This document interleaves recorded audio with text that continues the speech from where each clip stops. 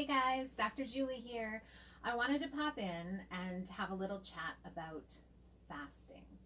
So, it's a big topic in the world currently, and I think that there can be, some pros and some cons.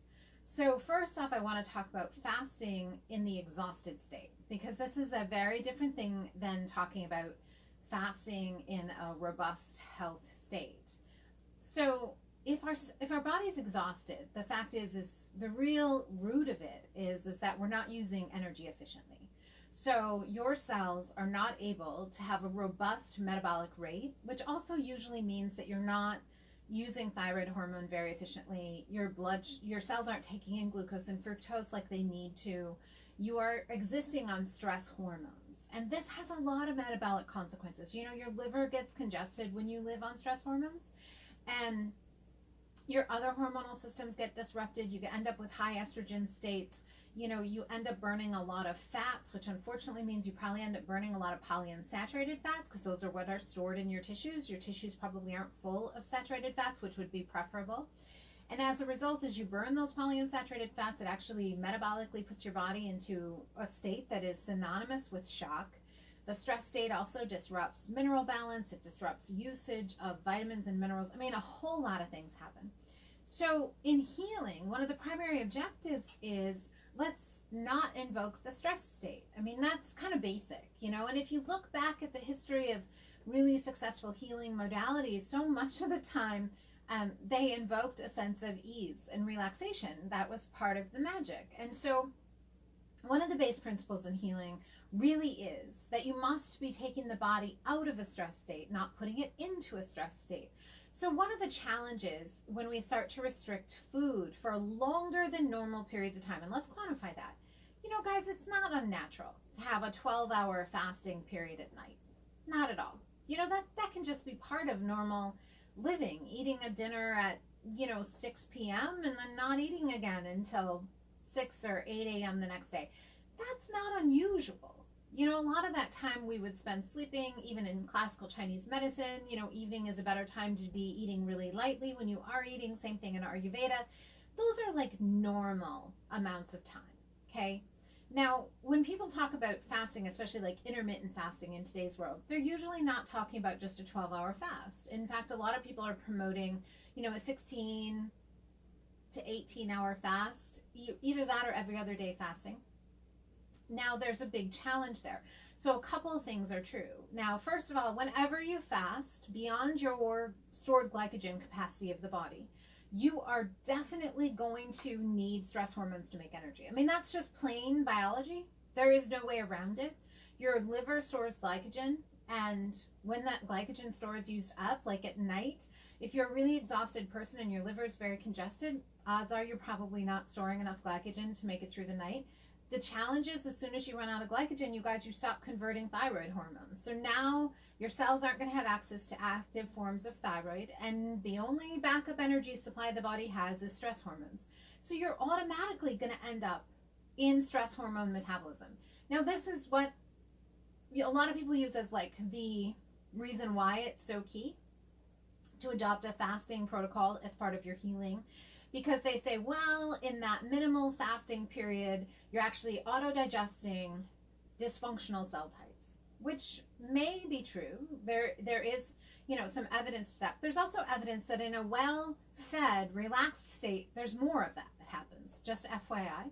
So the evidence does not say it only happens over here. The evidence says, oh, well, when cells feel relaxed and they're really well-fueled and they have all of their resources, they also do an incredible job of self-digestion of dysfunctional tissue, which would make sense because if proper energy balance is being achieved and the body is in that state of a high energy, high vitality mode, it would have a program to be able to selectively destroy dysfunctional cell types and viruses, bacteria, disease tissue, etc. So that's one of the arguments. It's like, oh, we want those stress hormones up. The other argument is, well, we want to burn fat for fuel.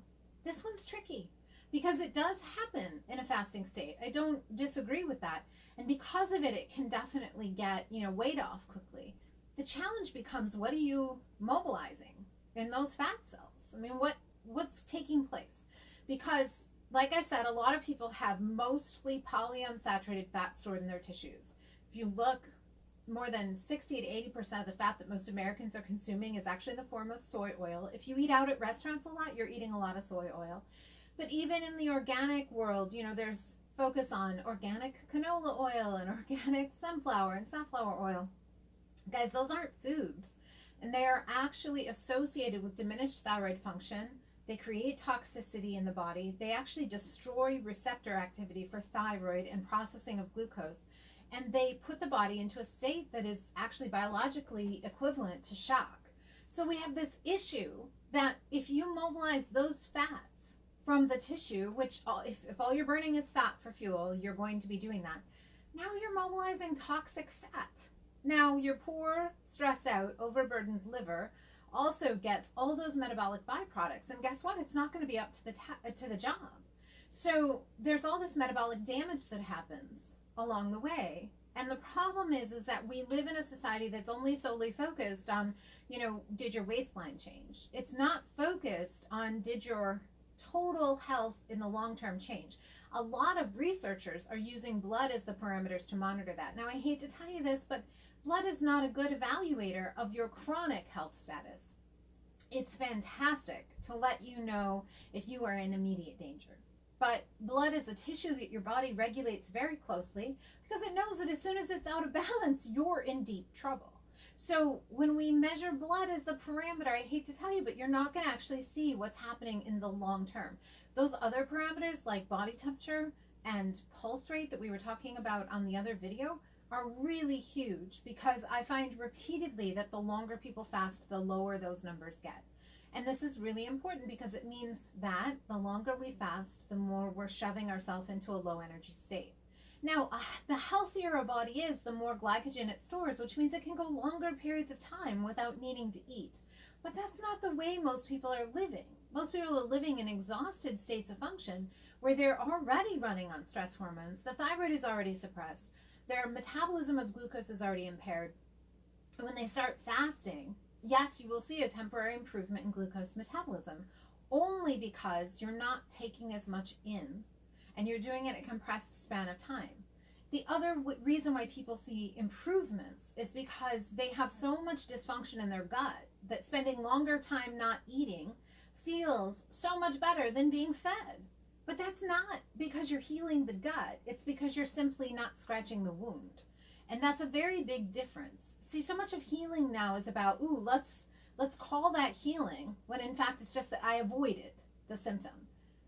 But is avoiding the symptom the same thing as resolving the symptom? No, it's not the same. So when we fast, people love the fasted state. And I can't remember who her name is escaping me. There's a great female physician who said, we love the feeling of breakdown. And she's absolutely right.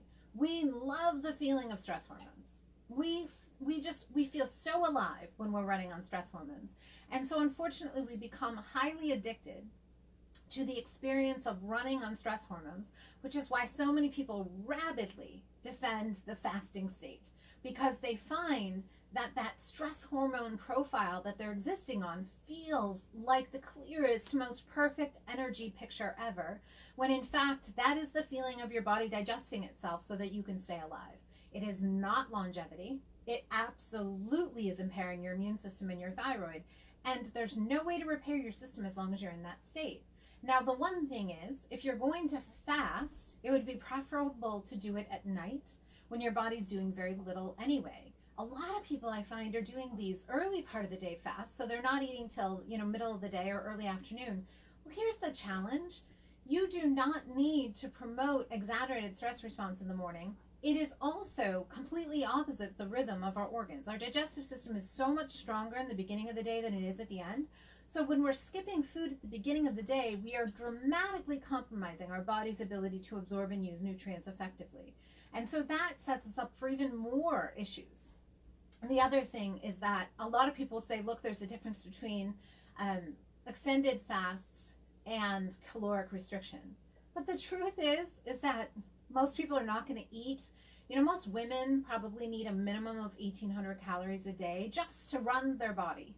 I mean, I hate to tell you, but we are a high need organism. And so to have brain function and proper immune system function, to feed the thyroid, to have a liver that works, most of us need a lot more than what we're consuming. And most people are not going to consume that amount of food in like some compressed like 6 hour window. And so I need you to be very conscious of the fact that the more that we restrict calories, what does your body think is happening? It thinks you're starving. Those mechanisms in us are there to let us survive times of famine and strife and trouble. And the more we evoke them, the more we put our cells into a state of, guess what? Stress and panic. Well, a body that feels panicked and stressed is not a body that does amazing things. And that's something I think we really need to pay attention to, because too many people in medicine are actually encouraging stress response in a huge way. It's my same with my position on extremely high intensity exercise. All you're going to do is invoke stress response. Your cells don't know the difference between you being attacked and you doing some really intense exercise program. So unfortunately, at the end of the day, to your body and your nervous system, you just evoked another huge onslaught of something that it wasn't prepared to deal with. The reality is that if you want longevity, if you want vitality, if you want an immune system, if you want thyroid balance, you have to turn off that stress response. So doing things that add to the stress response are very opposite what your goals are. And, we have to start to differentiate what health is and what the appearance of health is, because they're actually two very different things. The stress hormone response is brutal. Do we love what it feels like? Yes. We even really like how people look when they're running on stress hormones. But then we're perplexed when they don't stay well. There's this big disjointed thing, and it's very off topic, but I will say, I read an article once about how people are becoming unable to recognize normal human emotions and experiences. And one of the ways that this is showing up is, unfortunately, in the adult film industry. Now, adults who spend a lot of time watching that stuff are not able to distinguish the signs of pleasure and enjoyment because there's this whole background. Now, that may sound not connected, but to me, it's a great example of the fact that we have distanced ourselves from what the real images of health and healing look like. We've totally changed what we think of. We've resulted in this aberrant view where we think that completely altered appearances are actually normal, and we no longer really look for the signs and symptoms of real vibrant health. And this is becoming a massive issue because our doctors are following the same parameter. I was just talking, in the other video about low body temperature is a sign of chronic disease, and yet now it's being said that it's normal. And the same can be said, really rapid weight loss, you guys, is a sign that your body's digesting itself. That's not healthy. Having anxiety, not being able to sleep. Those are really common experiences of people who start restricting food or cutting their food to certain parts of the day. Also not normal. So we have all these things that we're now equating as like, oh, you need very little sleep. Good for you. You're a high achiever. But you guys, that's a sign of a body that's no longer keeping up the rhythms of natural life. We as humans actually need a lot of rest. We need a lot of downtime. We need a lot of peace and quiet and equanimity in our life. So when we start restricting food and demanding we run on stress hormones, it may temporarily make us look more like we want to look, but on the cellular level, you're going the opposite if your goal was vitality and longevity. And these problems are going to start to show up more and more and more, where we're going to see mineral dysfunction. We're going to see massive thyroid issues. All the undiagnosed thyroid people are going to be the ones being diagnosed with autoimmune disease, arthritis, and Alzheimer's. So, and heart disease. My God, the heart disease. So we have this huge onslaught, and it's never going to be linked because people are going to say, oh, that's not related. That condition was totally separate.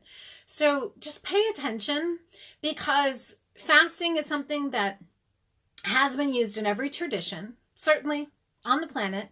It's a part of many, many, many spiritual traditions in general. It has been used as a health practice for a very long time. However, the conditions right now are different because we live in more stress than we ever have in all of human history. And that stress is chronic and unremitting. So unfortunately, we aren't going to benefit by raising that stress level even more. as our means of health. In fact, our health plans need to be oriented on dropping the stress levels so that our body can return to optimal function.